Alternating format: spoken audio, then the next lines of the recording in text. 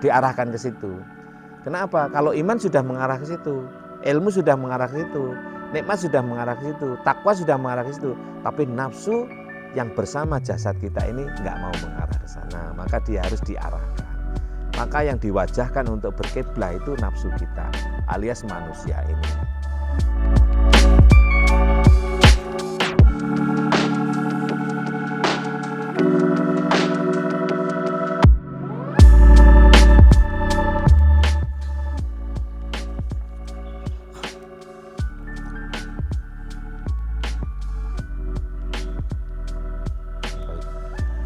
Assalamualaikum warahmatullahi wabarakatuh. Waalaikumsalam warahmatullahi wabarakatuh. Alhamdulillah alladzi arsala rasulahu bil huda wa dinil haqq lidhhirahu 'alad dini kullih wa kafa billahi syahida. Asyhadu an la ilaha illallah wahdahu la syarikalah wa asyhadu anna sayyidana wa nabiyyana Muhammadan abduhu wa rasuluhu sallallahu alaihi wa ala alihi wa ashabihi la nabiyya ba'dah. Allahumma salli wa sallim wa barik ala habibina wa syafi'ina qurrati a'yunina wa maulana Muhammad ibni Abdullah wa ala alihi wa ashabihi wa asba'ihi wa man tabi'a hudahu ila yaumil qiyamah.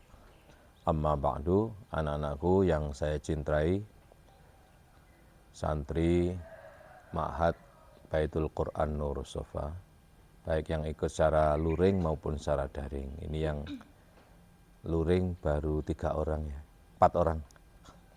4 orang sama juru kameranya. Yang pertama kita sapa dulu adik Tata, ya, adik Tata yang di Aliyah Jalan Bandung, kemudian Novida, ya. Lalu ada suhu kita, ya, Aul, ya. Lalu Inai yang kecil, mungil, ya, berat badannya hanya 15 kilo, berapa itu? Dan yang lain yang masih, yang mayoritas daring. Baik, saya review sebentar, ini muhadharah keberapa? 90. Ke 90. 89 kemarin kita kan bicara kiblat ya.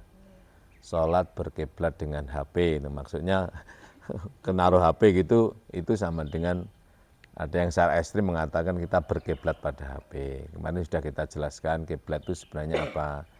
Kiblat itu kan depan gitu. Kiblah. Kiblah itu depan. Kalau kublah apa? Kublah. Cium.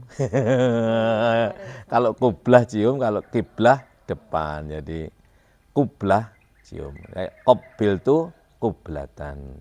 Aku cium, kamu dengan ciuman. Jadi kalau qabil itu saya terima kan, qabil itu nikah haha. Saya terima nikahnya, nikah perempuan itu. Tapi kalau pakai tasdid itu sudah berubah artinya. Qabil itu aku cium. Nah, makanya harus hati-hati ya, bahasa Arab itu begitu.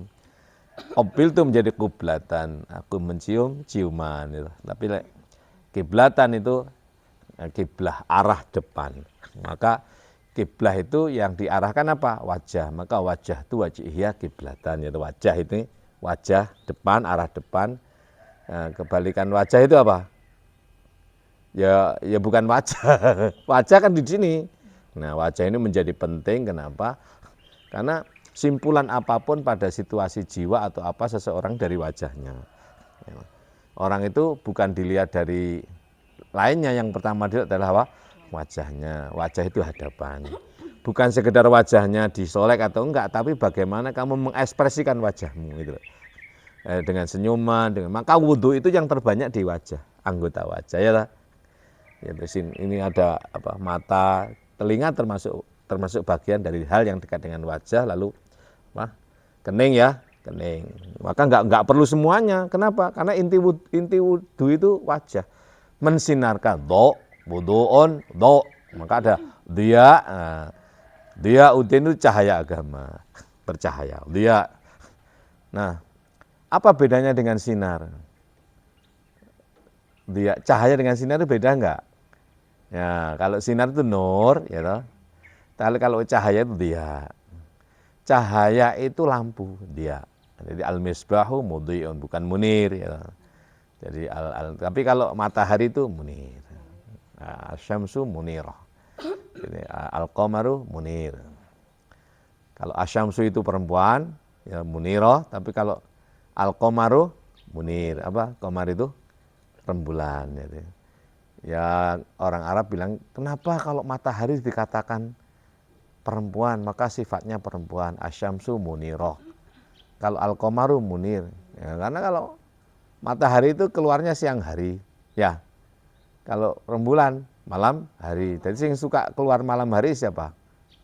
Bapak-bapak laki-laki tukang main gaple, main ujutan, main kalau kamu ronda, kalau kamu main sampai malam kan di dalam. Uno misalnya, kalau Uno kan nggak sampai di luar. Ya, baik. Jadi apa itu kemarin sudah kita jelaskan, kiblah itu hadapan. Bukan semata-mata diri kita, wajah kita secara zahir ini yang menghadap, tapi batin kita ini harus menghadap kiblah. Siapa kiblah itu? Arah tepat depan. Di situ ada Amin, ada Rasulullah, tandanya Ka'bah. Maka mustaqbilal kiblah itu Ka'bah. Kenapa Ka'bah? Karena di dalam Pak Pardi monggo nggih. Karena apa? Karena Ka'bah itu sebagai tanda zahir, di situ ada Baitullah. Ka'bah itu bangunan dari batu. Baitullah itu bukan batu. Baitullah itu zat tidak kelihatan. Di situ ada Rasulullah bernama Amin, ya lah. Utusan Allah itu enggak kelihatan, yang kelihatan Kanjeng Nabi Muhammad, ya lah. Ibnu Abdullah lahir di Makkah, wafat dan dimakamkan di Madinah, itu jasadnya. Tapi kalau rohaniyah Kanjeng Nabi berupa Rasulullah bernama Amin enggak seto, selama-lamanya hidup ada. Kemana kita? Dia berada di mana? Alamatnya di Baitullah. Di mana itu? Di Makkah Al-Mukarramah. Di mana itu? Tandanya lebih tepatnya Ka'bah. Maka inna awwala baitin wudi'a lin-nasi lalladzi bi Bakkata mubarakan wa hudan lil alamin. Fihi ayatun bayyinatun maqamu Ibrahim wa man dakhalahu kana amina. Walillahi 'alan nasi hajjul baiti man istata'a ilaihi sabila wa man kafara fa innallaha ghaniyyun 'anil alamin. Itu dalam surat Ali Imran surat ketiga ayat 96 97. Jadi awal mula tempat bait itu tempat menginap, tempat tinggal kan. Bait batayabi itu mabit tempat menginap ya. Bait, maka bait Al-Qur'an itu tempat menginap orang-orang yang berpedoman pada Al-Qur'an, tidak Injil maksudnya ya. Bukan Baitul Injil, ini Baitul Qur'an. Berarti yang tinggal di sini adalah orang Islam ya. Apa ada kita stop dulu ya. Jadi kalau kita mengkiblat itu mengkiblat arah depan, kiblat kita itu kan Ka'bah secara fisik. Berarti fisik kita menghadap ke Ka'bah alias mengarahkan wajah kita ke Ka'bah. Kalau dari sini berarti menghadap ke arah barat gitu ya. Arah kiblat. Kiblat kita itu mana? Ya Masjidil Haram itu inna awwala baitin wudi'a lin-nasi lalladzi bi Bakkah. Ya negeri Mekah itulah kiblat kita. Bakkah ya. Bakkah atau Makkah.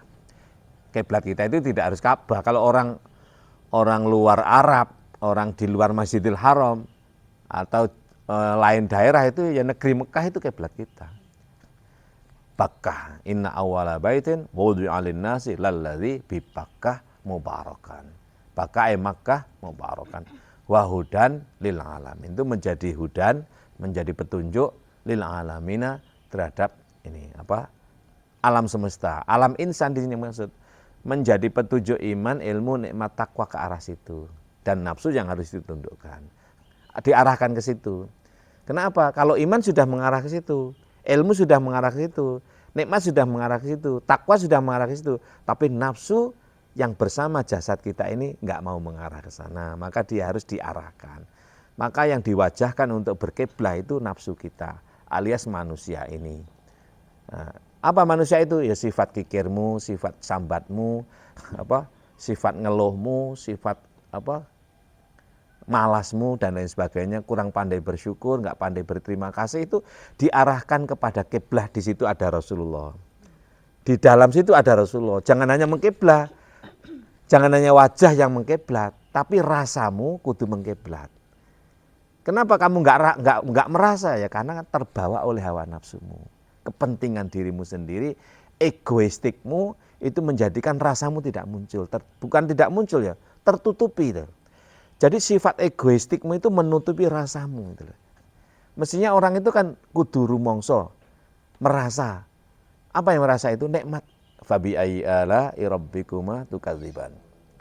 Allah memberikan potensi nikmat yang fungsinya merasa. Ya, perasaanmu itu sering tertutup oleh hawa nafsumu yang egoistik, kepentinganmu diri sendiri, nggak mau berjuang, inginnya enak-enak. Nafsu itu inginnya enak-enak. Bangun gitu ya, tambah itu nafsu itu. Nah, nafsu pokoknya jaluk enak tok. Nah, padahal enak nafsu itu menjadikan kita nggak kepenak. Enaknya nafsu menjadikan diri manusia tidak kepenak. Nah, nafsu yang jaluk enak itu tadi harus dikeblahkan, diarahkan ketika kita melaksanakan rukun sholat minimal 5 kali sehari semalam 17 rakaat. Nafsumu yang kurang pandai berterima kasih, kurang pandai bersyukur, suka ngeluh, suka bantah, itu diarahkan melalui rukun sholat yang 13 sehari semalam 5 kali minimal 17 rakaat. Minimal dalam itu gitu loh. Totalitasnya gimana? Ya kamu arahkan sepanjang zaman. Jangan hanya waktu melaksanakan rukun sholat saja. Jangan saat Allahu Akbar saja dirimu mengkiblah. Tapi justru di luar itulah kamu harus mengkiblahkan, harus mengarahkan nafsumu itu. Apa nafsumu itu? Ya amarah bisu, dorongan untuk melakukan tidak baik dari dalam. Kalau dia diikuti akan menjadi lawamah, berupa tindakan nyata oleh dirimu, real pada. Nah ini, maka real dan nyata. Real itu realitas terjadi, nyata itu pada dirimu. Nah itu kalau kamu turuti, ya kamu rusak, nggak bisa mengkiblah. Sekalipun wajahmu menghadap Ka'bah, sekalipun fisikmu menghadap Ka'bah, tapi karena nafsumu tidak kau pimpin, maka menjadikan imanmu tumpul, gitu, ilmumu tertutupi, rasamu tidak merasakan, takwamu tidak kau ikuti, sehingga kamu menjadi maksiat, sehingga kamu nggak punya perasaan, sehingga kamu nggak pandai bersyukur, sehingga kamu pandai membantah, sehingga kamu itu keluh kesah, sambatan, malas dan lain sebagainya. Nah ini semua pada diri, kembali pada diri kita. Maka inti sholat ya diri kita ini. Kenapa harus sholat? Ya karena kenapa diri kita ini harus sholat? Karena dirimu itu nggak mau sholat, maka harus dihubungkan. Siapa yang dihubungkan tuh? Nafsumu itu harus dihubungkan. Siapa yang menghubungkan? Iman, nikmat, ilmu, iman, ilmu, nikmat dan takwa itulah yang harus mensolatkan nafsumu. Apa mensolatkan itu? Menghubungkan nafsumu yang ammarah bisu, yang lawamah itu dihubungkan ke sana agar menjadi mulhamah. Apa mulhamah itu? Tulhim sahibaha fi'lal khairat. Yang dulunya itu ammarah itu kan mendorong. Kalau amir itu ya mengajak saja. Tapi kalau ammarah itu mendorong kuat, itu bisuin, kejelekan. Kalau itu tidak kamu kendalikan, dia akan menjadi lawamah, menjadi tindakan nyata. Tapi sebaliknya kalau dia kau kendalikan dengan imanmu, melalui sholat itu ya, kau kendalikan dengan ilmumu. Kenapa ilmumu? Kamu tahu kok itu, nafsumu itu kayak begitu. Kenapa kau kendalikan dengan nikmatmu ya? Nikmatmu merasakan kok itu. Kenapa kau kendalikan dengan takwamu lah? Kamu tahu kok dirimu taat dan tidak itu. Kamu taat apa maksiat? Tahu kok takwamu itu. Makanya yang sholat itu mukmin. Qad aflahal mu'minuna. Siapa mukmin itu? Orang yang mengikuti imannya dengan 4 sifatnya, yaitu sidik, amanah, tabligh, fatona. Kalau iman ada, tapi kalau enggak kamu ikuti, kamu enggak bisa sidik, kamu enggak bisa amanah, kamu enggak bisa tabligh, enggak bisa fatona, ya imanmu tumpul gitu. Walaupun ada tapi enggak berguna. Ya, maka kenapa nafsu harus disuruh disolatkan? Maka sholat itu menghubungkan. Yang menghubungkan iman dengan sifatnya, ya, sidik, amanah dan seterusnya itu dibawa ke sana, dikiblatkan, diarahkan ke depan kepada Rasulullah. Nah, wujud fisiknya Muhammad bin Abdullah. Kenapa kok Muhammad? Ya dia itu manusia supaya mudah dicontoh. Kalau mencontoh Rasulullah kan tidak bisa. Bukan fisik. Tapi secara rasa bisa. Jadi kalau gini ya. Jadi yang diikuti itu adalah Muhammad, gitu, yang dicontoh Rasulullah. Itu loh maksudnya. Ini ya. Ini ya angel ini. Qul in kuntum tuhibbun yang diikuti adalah Muhammad, dan Muhammad dalam hakiki Rasulullahnya. Maka kamu mengikuti Muhammad itu bukan Muhammad fisiknya, rohaniyahnya. Kalau fisiknya nggak kuat kamu. Bagaimana Kanjeng Nabi tidur di atas pelepah daun korma? Kanjeng Nabi itu mandi jinabat dengan Aisyah hanya dengan sebotol air, ya toh. Satu gorobah itu hanya 1,5 liter, nggak sampai 1 liter, lebih sedikit untuk mandi jinabah dan wudhu berdua. Apa mungkin? Nggak mungkin kan? Kamu mandi aja habis berapa liter, kamu bayangkan coba ya. Ya toh? Kamu bayangkan coba. Ya. Jadi ya itu. Ini ya, maka sholat itu tidak hanya fisik tapi juga non fisik. Justru yang sholat itu adalah non fisik. Yang melaksanakan rukun sholat fisik. Artinya rukun sholatmu itu jangan sampai tidak dipimpin oleh rohanimu. Rukun sholatmu mulai dari Allahu Akbar kan rukun qauli. Bismillah, alhamdulillah, damai wal abdolin kan rukun qauli. Terus tahiyat kan rukun qauli. Salawat kan rukun qauli. Salam rukun qauli. Itu jangan sampai tidak dipimpin oleh qalbi. Qalbi itulah namanya iman, ilmu, nikmat, takwa. Agar supaya rukun fi'li yang itu berdiri kan, berdirimu itu jangan sampai dipimpin oleh qalbimu. Ya toh? Berdirimu, qiyammu pertama itu jangan sampai tidak dipimpin oleh qalbimu. Hati, iman kan, ilmu, nikmat, takwa. Ya toh? Rukukmu jangan sampai tidak dipimpin. Iktidalmu jangan sampai tidak dipimpin oleh qalbimu. Sujudmu, duduk di antara dua sujudmu, duduk akhirmu. Bagaimana yang dimaksud ini? Ngaji yo tentang sholat. Bukan hanya ngaji sholat. Ngaji sholat itu ngaji apa? Ngaji sholat itu rukun sholat. Tapi ngaji tentang sholat itu bicara kenapa rukun sholat itu apa. Apa Allahu Akbar itu supaya mengingatkan. Kalau kamu hanya mengucapkan Allahu Akbar, hatimu mimpin, gak ono pengetahuan tentang Allahu Akbar, gak bisa ingat. Kenapa? Karena inti sholat itu ingat. Ya, innani anallahu la ilaha illa ana fa'budni wa aqimi sholata lidzikri. Itu dalam surat Toha ayatnya 14. Jadi inti sholat itu ingat. Nah, bagaimana kita bisa mengingat? Manakala rukun qauli itu dipahami, dimengerti. Manakala rukun fi'li itu dimengerti. Ya toh? Bagaimana dia harus dipimpin oleh iman. Yang dimaksud dipimpin oleh iman itu dipimpin oleh qalbi, minimal niat. Ketika Allah Akbar niat, aja mikir lambe tok. Enggak. Nah, ketika qiyam berdiri. Karena qiyamnya orang sholat dengan qiyamnya orang nonton bola itu sama, itu kan? Sama enggak? Qiyamnya berdirinya, ada yang begini kan nonton bola. Iku sholat apa? Podo. Misalnya wong sholat wong berdiri menghadapnya ke barat, wong nonton bola apa sholat itu podo. Yang membedakan apa? Qalbinya. Kalau qiyamnya dipimpin oleh qalbi, gitu, maka dia sholat. Kalau tidak dipimpin, sekalipun dia itu maghrib melaksanakan qiyam maghrib, tapi lek qalbinya enggak mimpin, ya kowe tidak lebih dari nonton bola. Sekalipun nonton bola, tapi nek atine terpaut kepada Rasulullah, dia sholat. Itu gampangannya. Lah oleh karena itu rukun sholatmu yang usolli fardhu dan seterusnya itu jangan sampai tidak dipimpin. Nah, intinya itu. Jadi sholat itu menyambungkan manusia yang tidak mau tersambung kepada Rasulullah. Rasulullah menyambut kita berupa sambungan namanya sholawat. Maka sholat itu intinya di tahiyat kan? At-tahiyatul mubarakatus sholawatut thayyibatulillah. Kita duduk kan itu tahiyat, duduk awal dan duduk akhir kan? Nah itu namanya hormat. Tahiyat itu hormat. Tahiyatul sabah, sabahul khair. Ya tak? Tahiyatul masa, masaul khairi, khair ya. Tahiyatul nahar, naharukas sa'id. Tahiyatul lail, ya, lailah sa'idah. Tahiyat itu penghormatan.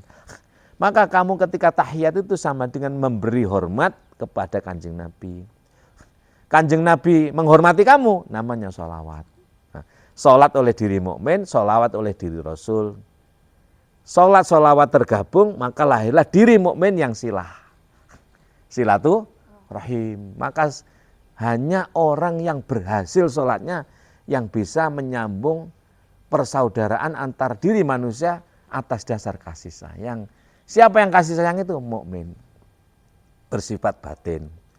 Innamal mu'minuna ikhwatun fa aslihu baina akhwaikum wattaqullaha la'allakum turhamun. Tidak lain hanya mukmin yang punya sifat persaudaraan. Maka dia bisa diperbaiki persaudaraannya. Wujudnya turhamuna, rasa dikasih sayang. Hanya orang yang punya mobil yang bisa diperbaiki mobilnya. Orang yang tidak punya mobil tidak mungkin diperbaiki. Apanya? Hanya mukmin yang punya sifat persaudaraannya. Sehingga persaudaraannya bisa diperbaiki. Apa perbaikan persaudaraan yang bersifat rasa? Yaitu turhamuna. Kamu dikasihi. Kenapa kamu dikasihi? Karena kamu mengasihi. Ya, itulah mukmin. Alias kalau kamu tidak punya rasa kasihan, kamu adalah tidak mukmin. Nah, kalau kamu ada rasa kasih pada siapapun dan apapun, cinta pada apa dan siapa tanpa membeda, kamu mukmin. Nah, ini perjuangan. Karena antara sifat mukmin dan sifat kafir selalu ada. Ketika kamu gak cinta, salah dalam ya, kafir kamu. Ketika kamu cinta, mukmin kamu. Maka Allah menegaskan dalam surat At-Taghabun, surat At-Taghabun surat ke-64. Huwallazi khalaqakum faminkum kafirun wa minkum mu'minun wallahu bima ta'maluna basir. Allah yang menjadikan kamu ini dalam bagian dirimu ada sifat kafir, dalam bagian dirimu ada sifat mukmin. Wallahu bima ta'maluna basir. Allah tahu terhadap apa yang kamu lakukan. Alias kamu melakukan tuh dimotivasi oleh nafsumu yang kafir atau dipimpin oleh imanmu yang kasih sayang. Jadi yang tahu motivasi dirimu. Dan itu diketahui oleh Allah. Maka mengingatkan orang sholat misalnya di masjid itu. Kembali pada yang awal. Boleh nggak kita mengingatkan orang lain dalam sholat? Sebelum kamu mengingatkan, tanyakan pada dirimu dulu. Kamu mengingatkan itu atas dasar dorongan hawa nafsumu, apa kasih sayangmu yang dari mukmin. Kalau kamu mengingatkan atas dasar iman, ilmu, nikmat, dan takwa, pasti kamu akan berkasih sayang. Gitu. Ekspresinya bisa macam-macam, mungkin halus dan lain sebagainya, tapi rasa tetap bisa disasar, enggak tiada beda ya. Tapi kalau atas dorongan nafsumu, kamu pasti akan menimbulkan pertengkaran. Mesti, hei, pakai masker. Nah, beda dengan kalau dorongan iman, aku cinta pada orang itu supaya enggak tersinggung. Wal yatalataf jipun masker. Nah, beda. Mempermalukan dengan mengingatkan beda. Nah, walaupun di masjid orang bisa kafir. Kalau kamu melakukan atas dorongan kekafiranmu alias hawa nafsumu. Surat At-Taghabun surat ke-64 ayat 2. Wallazi khalaqakum faminkum kafirun wa minkum mu'minun. Udah berapa menit habis ya? 15 sampai 22. Nah, berarti berapa? 30 lebih ya? Baik.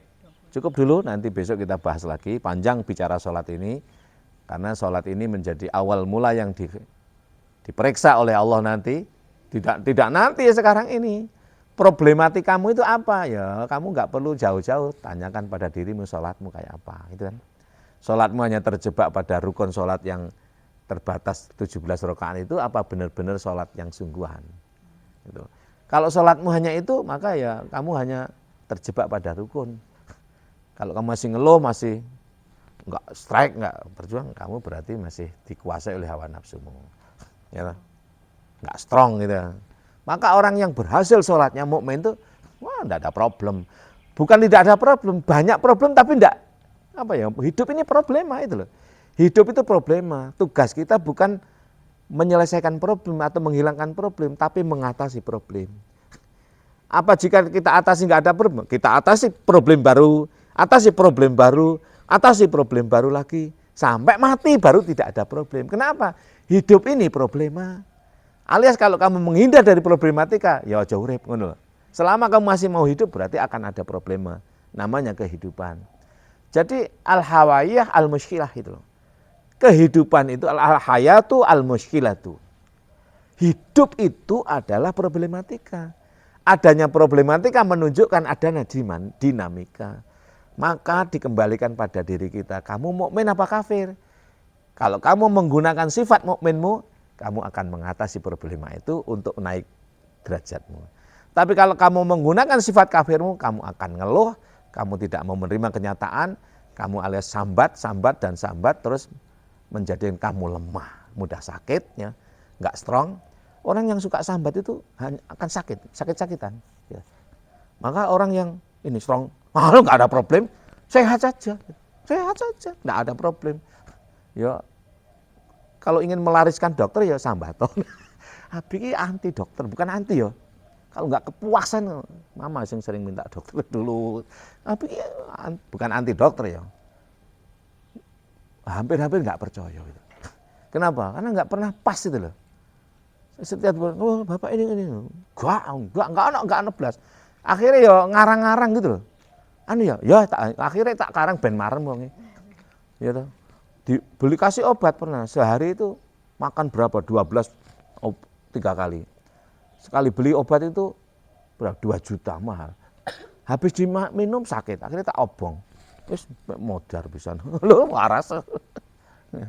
Gitu. Jadi nafsu kalau dimanja, nafsu kita dimanja itu bukannya dia baik gitu loh. Malah kita coba kamu ya. Tak bangun ya. Duh enak turu di lunga, tambah. Kamu tambah 1 jam.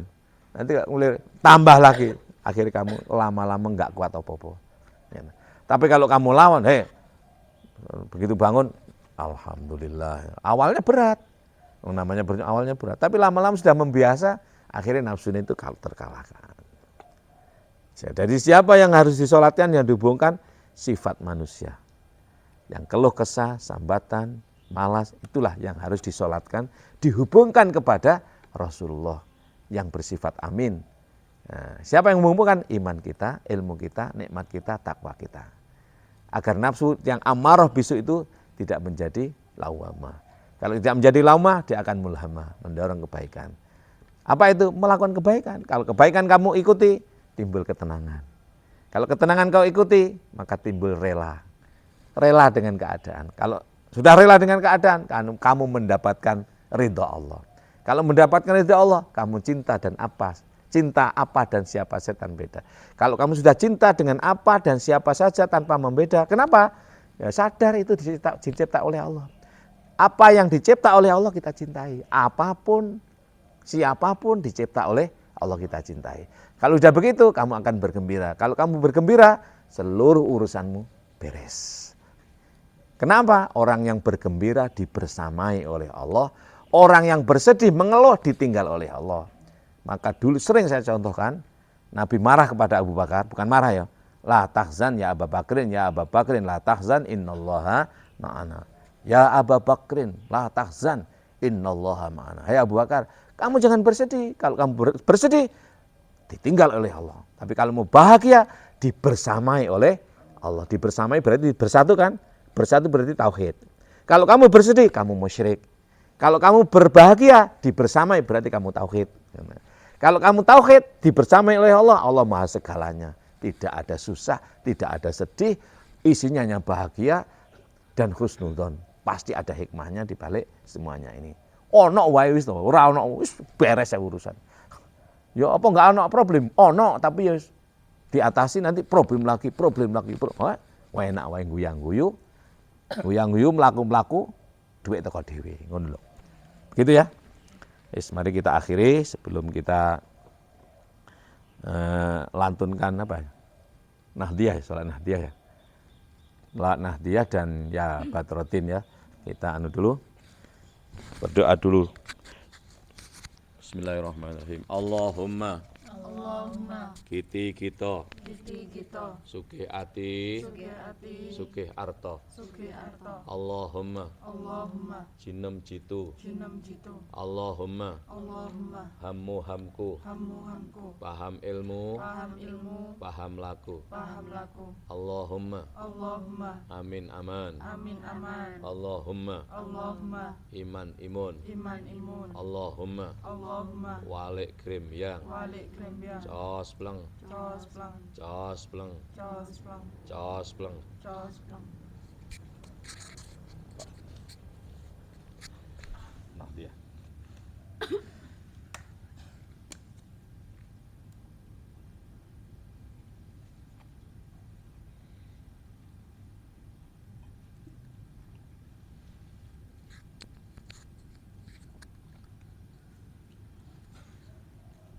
اللهم صل على سيدنا محمد صلاة ترغب وتنشط وتحمس بها جهاد لإحياء وإعلاء دين الإسلام وتحمس بها جهاد لإحياء وإعلاء دين الإسلام اللهم صل على سيدنا محمد صلاة ترغب وتنشط وتحمس بها جهاد لإحياء وإعلاء دين الإسلام وتحمس بها جهاد لإحياء وإعلاء دين الإسلام وإظهار شعائر على طريقة جمعية نهضة العلماء وإظهار شعائر على طريقة جمعية نهضة العلماء وعلى آله وصحبه وسلم وعلى آله وصحبه وسلم الله الله الله الله ثبت وانصر أهل جمعية نهضة العلماء لإعلاء كلمة الله جمعية نهضة العلماء لإعلاء كلمة الله لإعلاء كلمة الله اللهم صل وسلم وبارك عليه وعلى آله يا بطرة من هذا كل كمالي ماذا يعبر عن أولاك مقالي يا بدرة من هذا كل كمالي ماذا يعبر عن أولاك مقالي وعلى جميع الآل والأصحاب من وعلى جميع الآل والأصحاب من قد خصهم رب الأولى بكمالي يا بدرة من هذا كل كمالي ماذا يعبر عن أولاك مقالي